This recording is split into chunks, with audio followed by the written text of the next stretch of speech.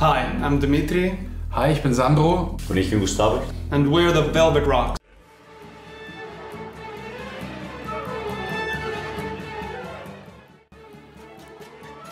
En el día de hoy estaremos hablando en exclusiva con The Velvet Rocks, un trío conformado por Dmitry, Gustavo y Sandro, tres cantantes de ópera que han decidido dar un paso más allá y transgredir las barreras típicas de la música clásica para explorar nuevos terrenos musicales.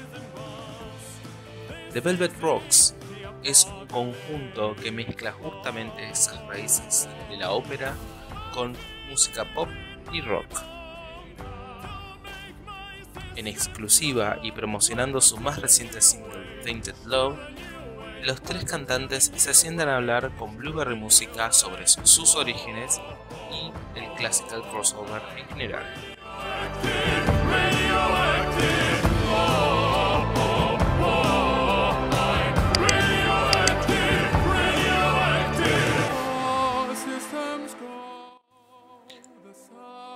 No olviden activar la opción subtítulos en YouTube para que puedan disfrutar de esta entrevista con subtítulos en español, especialmente editados para esta oportunidad.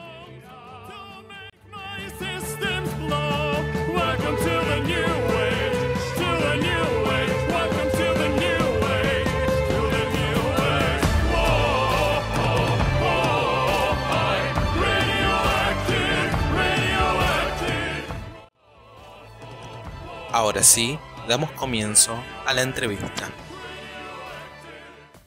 So my first question, when getting to know your music and getting to know you guys all, is how you happen to got this connection together, because you come from different places from the world, not different backgrounds, but different places. So how did the Velvet Rocks happen? I can answer the beginning of that question, perhaps. And if I can do that, I can make it in Spanish. It's a little bit easy for me. So just my two other friends know that I will speak in Spanish. Bueno, nosotros empezamos, en realidad, Sandro y yo. Sandro y yo nos conocimos en una producción en la universidad, aquí en la Escuela Superior de Música de Múnich. Estábamos haciendo él una ópera contemporánea y una ópera de Rossini. Y en algún momento él se acercó a mí y me preguntó si estaba interesado en hacer algo juntos, en crear algo juntos. Y le dije, sí, claro, ¿por qué no? Aparte, él fue una de las primeras personas con las que yo tuve contacto en Alemania, que se acercó así de la nada a entablar una plática, una conversación. Entonces, así fue como surgió. Empezamos a platicar qué cosas podríamos hacer como proyecto. Él sugirió, él tiene ¿cómo se llama? Un contexto, bueno, migratorio, digamos. Su padre es italiano. Y la idea inicial era como hacer una mezcla como de canciones italianas de la década de los 50, 60, 70 y traerla a la actualidad, a la modernidad, ¿no? Como darles un nuevo empuje. Estaban figurando nombres como Adriano Celentano, estaba Gianna Nannini, incluso de la década de los 80s. Y pues nada, empezamos a trabajar un poquito al respecto. Y en algún momento dijimos, bueno, ¿y por qué no tener un tercero ahí con quien podamos hacer alguna otra cosa? Y así fue como Dmitry se nos unió. Thank you, Gustavo. As how Gustavo described, I met him at university at a big production. And I can sing really, really high and Gustavo really, really low. And we thought perhaps we need somebody in between of us. And make a sandwich. We want to make a sandwich with Dima. And Dima is, I met him at university because his wife studied with me. And it really fits well together because we are open for all types of genres, all types of music. And that was how we met. And I met Sandro just at the right time, because that was the time where I started being very curious about popular music that I could write on my own. And that is exactly the time where I met these two guys. And now we are a musical sandwich. And I guess, does that make me the meat if I'm the middle? Yes, you are. You are. It's funny that you mentioned that you all you're mentioning that this all happened in Germany. So this encounter, this musical encounter of the three of you, because I'm aware that Germany has this crossover heritage, because I know, for instance, I always recall this example of Frank Peterson, because he's the producer of Sarah Brightman. He was the producer of Andrea Bocelli. So there is a kind of a crossover vibe around Germany, in fact. But when you think about the country itself, it has this classical academic heritage that is so heavy. So when you started and having all this academic background, did you have this feeling, this type of second thoughts that you were betraying your classical trainee or education? Not at all. Also not me. So I don't know my other friends, but I didn't have this feeling. It was,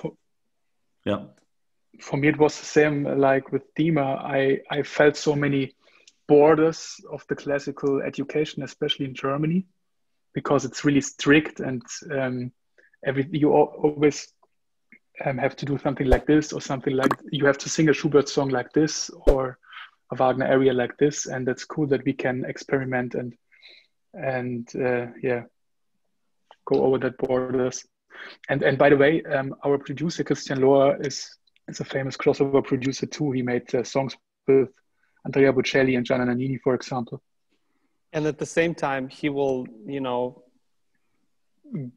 grab a super talented, unknown singer from off the street and make like a grunge garage band recording with him as well. So I think it has to do more with other people's expectations and getting rid of them, if that makes sense. Yeah.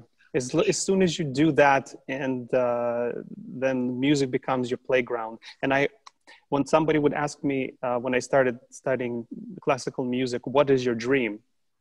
When I really thought hard about it, I would just want to be on stage, singing, performing in front of people and connecting with them. What I'm singing is secondary. Yeah. What I'm performing doesn't matter too much. As long as I'm really performing and connecting with people. Yeah, as long as you have a connection with the music that you are singing or you are doing, I think that's the most important thing. And what kind of genre is it? It doesn't. Can you say the sentence which you said to me with the passion? In Spanish? Which one? I said which passion? Du kannst mir verzeihen, wenn ich einen Fehler singe, aber nicht, wenn ich ohne Leidenschaft singe. Ah, ya. Es un dicho que se le atribuye, creo que a Beethoven, donde se dice que se puede perdonar un error, lo que no se puede perdonar es cantar sin pasión, ¿no? That's my new philosophy. The Spanish opera singer, the Mexican opera singer taught me. So, Dmitry, you are an opera singer, a focus opera singer that has worked with so many talented artists, Eugene Kohn, Placido Domingo.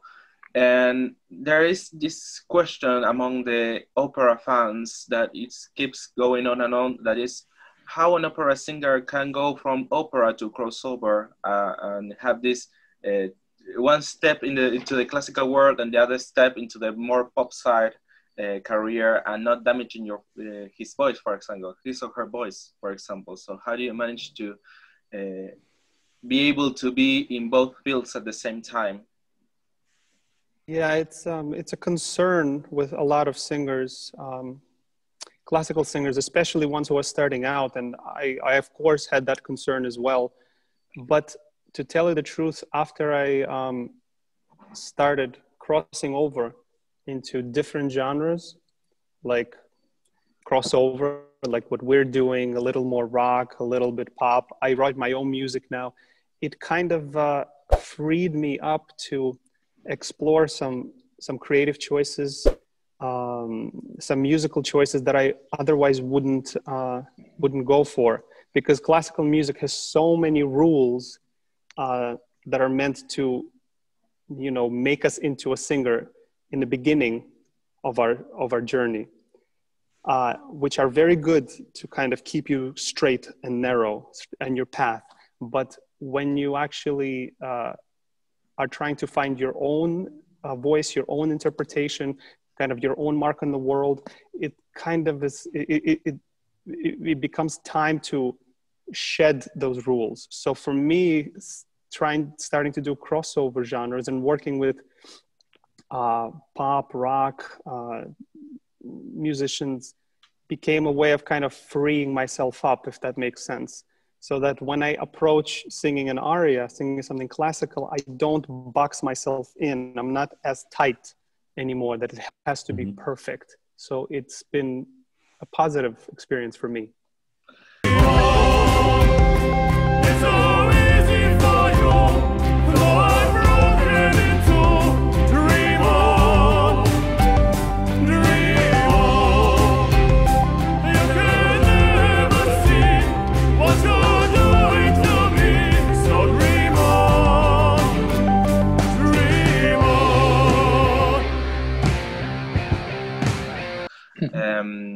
You have been involved in opera productions and also with contemporary productions. In fact, I've seen some snippets of a production you've been part of, Le Bal, that is from a French-Argentinian composer.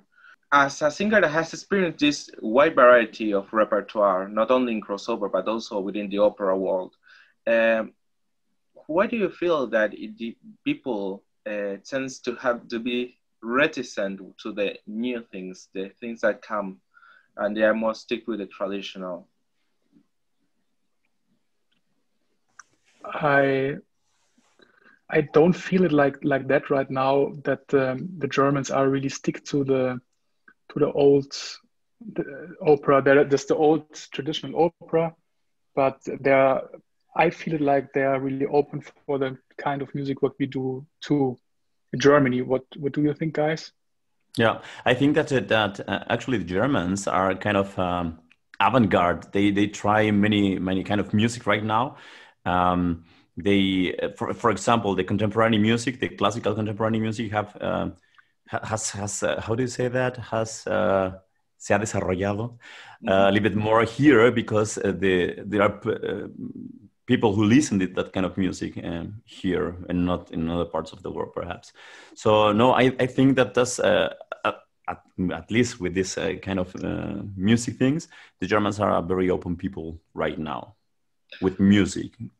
It was a supposition because it was a supposition, and I wanted to also to communicate that because here in South America we have this audience that is so purist about the opera, for example, and they don't admit crossover, for instance, and they don't admit as well contemporary music. So at the same time that you both were on this production of Le Bal, also Le Bal happened at the Teatro Colón and did not have this the same I don't know, critique and good look with the production itself and how it sounds, because we have like a different public. So also it's good to know that there is a different public, more open on the outside Latin South America.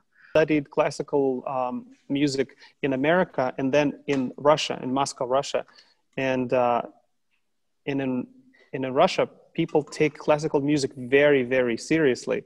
So any kind of modern productions get a lot of scrutiny and a lot of hate from the older generation. And they have a certain attachment to that. And, you know, they're entitled to their opinion. But people who feel super elitist, you know, and tied to their own kind of idea and notion what classical music is and what opera is, they will have their own antique productions, and there's value in that, and they're beautiful. But the people crossover genre is trying to reach are the people who won't necessarily go to the opera, won't necessarily listen to classical music in the car. And we are kind of their bridge. When I started studying classical music, I didn't like the sound of the classical tenor.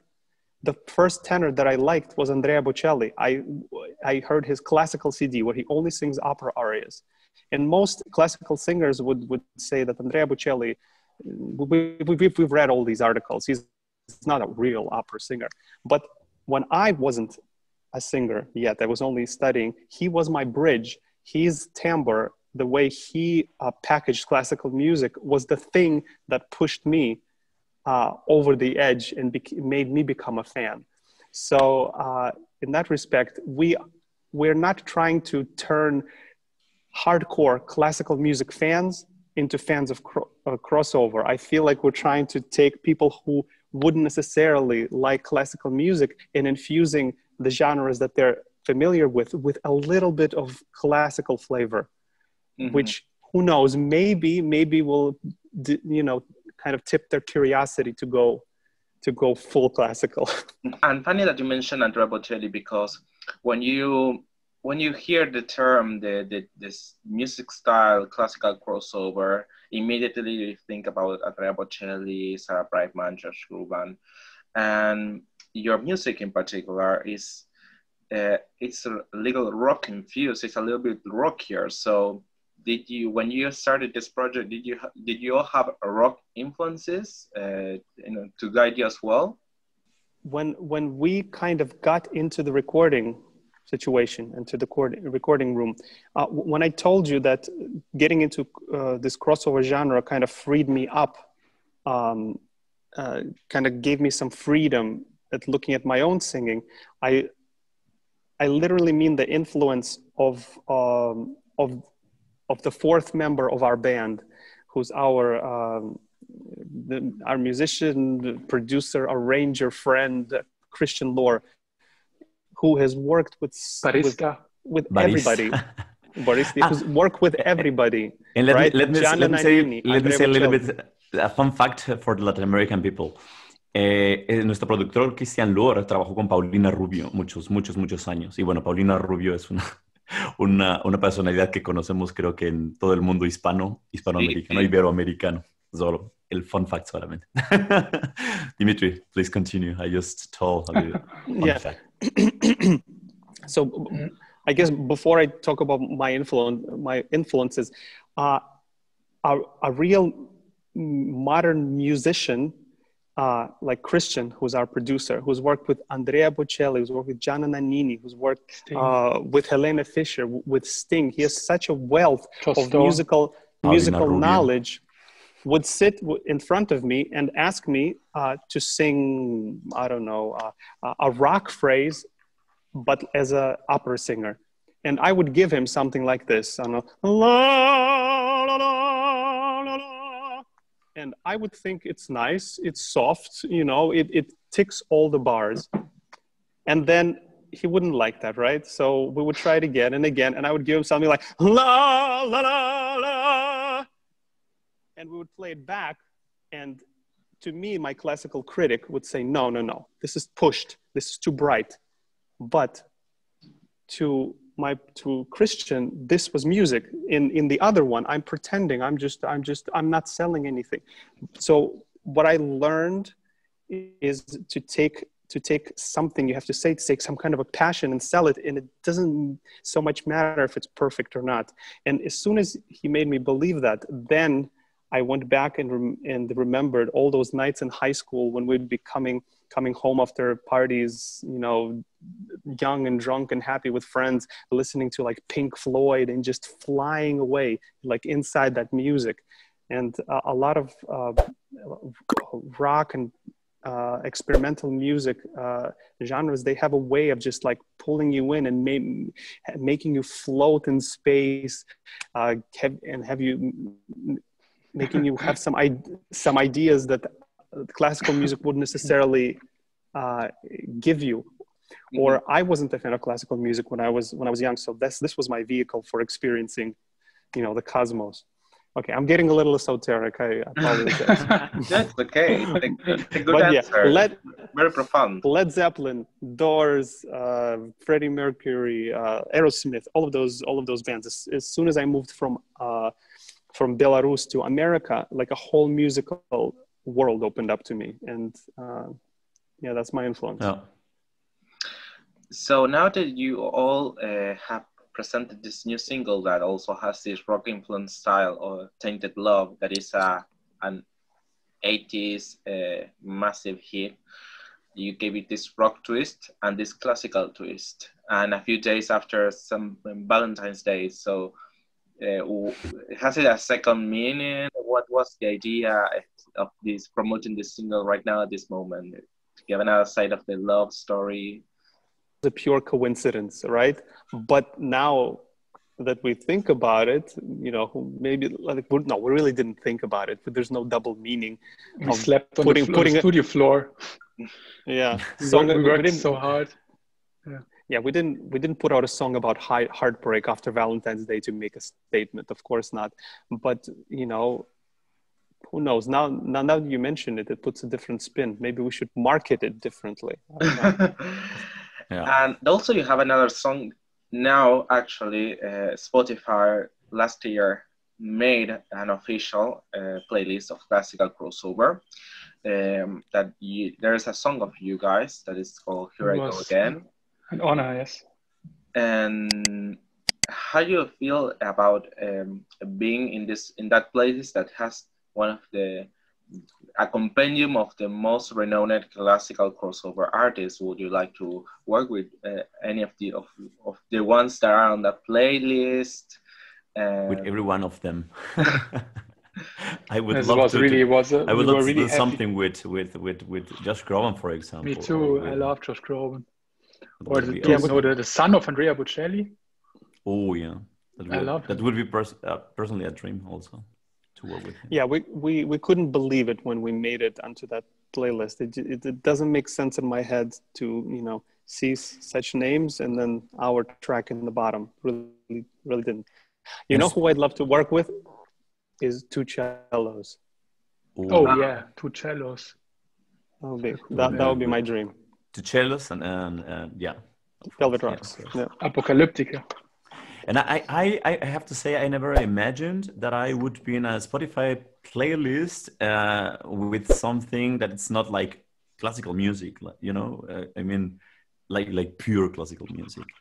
And now we are there, and it's really a very great achievement for every one of us. I think so. Just another heart in need of rescue, waiting on love's sweet charity. I'm gonna hold on for the rest of my days,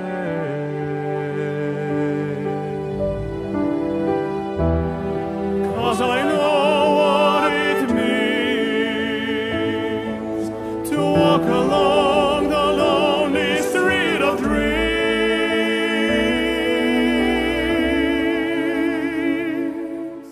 Here I go again on my own,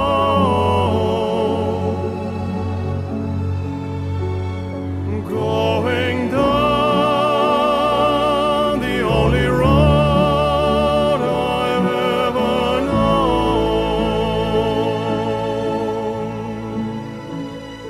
like a drifter I was born to walk alone.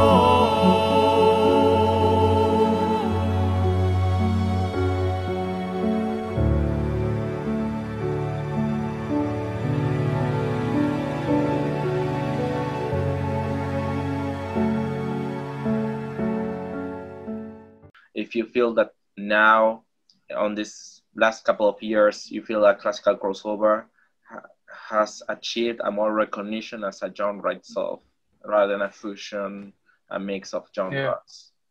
Yes. Yeah. Y aquí, let's speak a little bit in Spanish.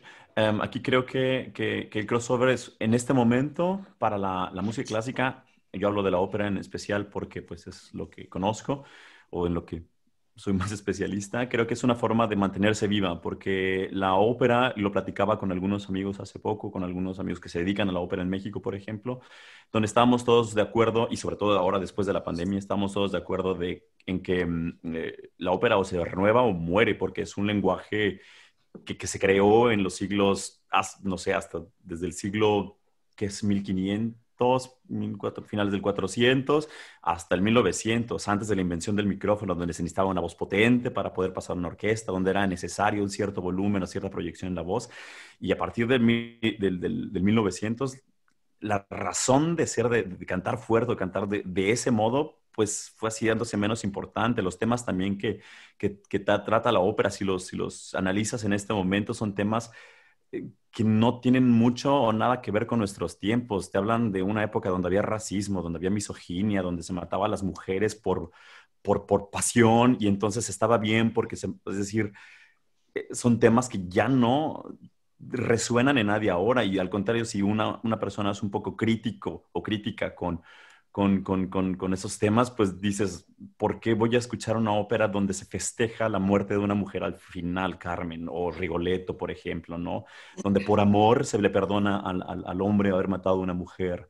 Es decir, creo que el crossover ahorita, y creo que es importante para la gente que hacemos ópera en este momento, música, sobre todo ópera, insisto, en este momento, que encontremos maneras de refrescar el género y de incluir la forma de canto, que definitivamente es un arte, ninguna duda, en la actualidad, y de encontrar nuevos lenguajes y nuevas formas de vaciar esta pasión, pero encaminadas a temas que resuenen en la gente. Creo que una gran causa de por qué los jóvenes o las personas más jóvenes no se interesan mucho en el género es porque ni entienden lo que dice, es decir, no es un lenguaje que sea afín a ellos. Los temas que se tratan son temas que, francamente, ahorita insisto, no tienen nada que ver con lo que es normal para ellos, lo que es actual para ellos, ¿no? Y creo que mucha gente, como tú lo decías hace rato, mucha gente está aferrada a esta idea de la ópera donde, ¿qué es eso? Es historia, es pasado, que está bien que haya existido, pero que hay que refrescar, ¿no? Ahora que me hablas un poco en español, voy a aprovechar y preguntarte, porque México es muy conocido por la pasión por el crossover. De hecho, tienen artistas propios crossover, han adoptado artistas crossover, se me acuerdan un montón, a este preciso momento. Y ahora, siendo parte de este conjunto, de este trío, ¿has traído un poco de tu influencia latina en estas grabaciones de Velvet Rocks?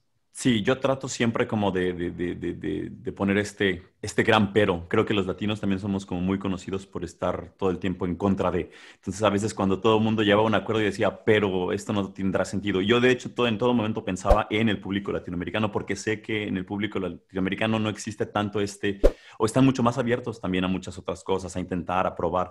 Entonces yo decía, ok, si queremos hacer esto, entonces tenemos que intentarlo también de esta otra manera, porque yo conozco. O sea, si queremos de verdad llamar o estar con los latinos, ¿no? Tenemos que hacerlo de este o de otro modo. Sí, todo el tiempo estuve tratando de meter a Latinoamérica por ahí, de mi idioma, ¿no? Entonces en algún momento se habló de la posibilidad de hacer alguna canción de rock en español, ¿no? Y de aquí tenemos también, creo que hablamos de gente como los Enanitos Verdes, por ejemplo, ¿no? Que sonaron en su momento, creo que por aquí, por Alemania, con alguna que otra canción, y yo dije, sí, claro, está Café Tacuba también. Tenemos mucha gente que hace rock en español y que creo que también sería en determinado momento, y creo que no queda, o sea, no es que no se haya hecho para ahora, sino más bien creo que será para algún otro proyecto en adelante, ¿no? Y yo voy a estar dándole ahí para que se realice. Y así como para cerrar este pequeño momento en español, quería preguntarte si fue difícil, particularmente para vos, Gustavo, enfrentarte a una cultura que creo yo, obviamente desde el desconocimiento, porque no he estado en Alemania puntualmente, y así como me estaban hablando recién del público en Alemania, que es un poco más abierto quizás a las producciones contemporáneas de ópera, te pregunto si fue difícil dejar tu patria para estar en Alemania y desarrollarte como artista en Alemania. Difícil, sí fue difícil. Llevo 10 años en Alemania y han sido 10 años de tratar de integrarme, de tratar de entender el mundo desde otra perspectiva bien diferente a la mía. Y bueno, creo que todos los latinos, y creo que sí se necesita paciencia, se necesita apertura de parte de nosotros para entender que el mundo también funciona de otras maneras. Y también de ellos, ¿no? Que también, creo que ellos están también en un momento como de de quiebre, ¿no? Donde están preguntándose a sí mismos muchas cosas como, ¿vale la pena tanta disciplina o bueno, tal vez no es la mejor palabra, pero ¿vale la pena tanta, sabes, como rigidez o se puede flexibilizar un poco y seguir siendo tan disciplinados y tan eficientes como lo hemos sido siempre, ¿no? Creo y la sociedad se está mezclando mucho ahorita, por ejemplo. Ya no son estas personas clásicas que no todos los alemanes son rubios, güeros, de ojos azules, altísimos, ¿no?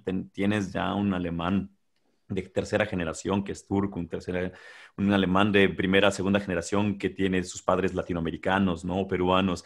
Y estas personas que ya están haciendo aquí son alemanes. Ya no tienen nada que ver con sus países, digamos, de donde venían sus padres. Y pues esta nueva configuración social en Alemania, esta multiculturalidad, creo que está permitiendo esta apertura en general de la sociedad alemana al mundo, ¿no? Vivió mucho tiempo ensimismada después de la Segunda Guerra por obvias razones y ahorita están un poco empezando a ver hacia afuera.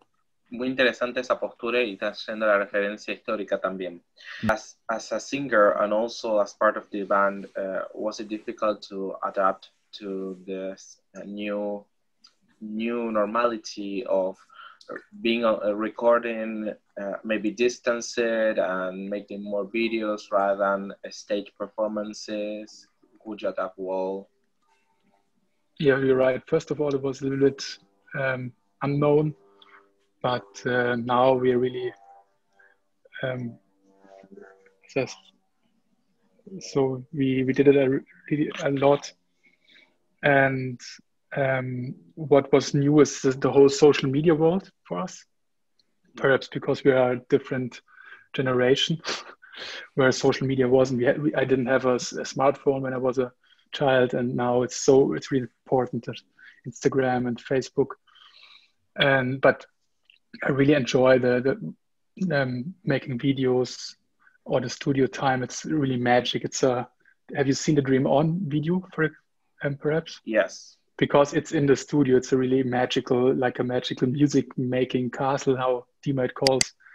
And we are there for a few days and we sleep on the studio floor at 5 o'clock in the morning, or Dima sings the highest notes at 2 o'clock in the night.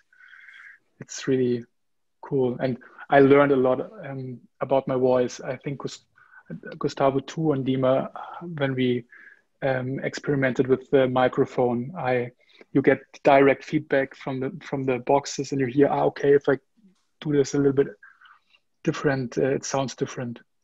Mm-hmm. For me, it's like Dima said before, I learned a lot for the classical singing, for the classical music, for the real opera, with the crossover, actually. Mm-hmm. Because now I feel more free. I'm not in any borders like before. I just want to sing. I want to give passion. I want the audience to connect with the audience. That's for me really important.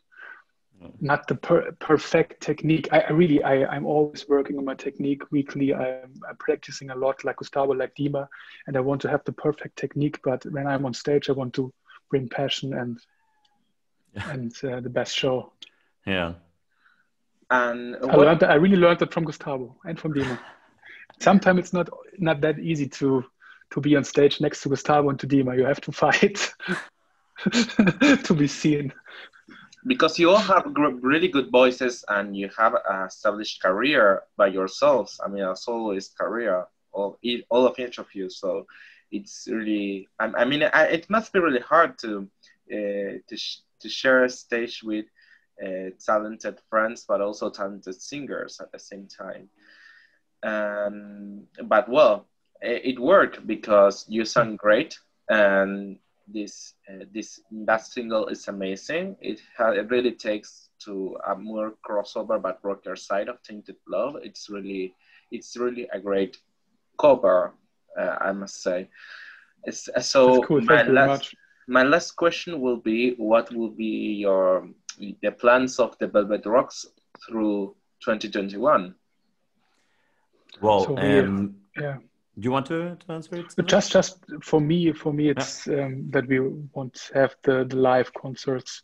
We are a support act of Just Stone in August, and we dreamt of that moment so long. Yeah. You are Yes, support yes. band for Just Stone?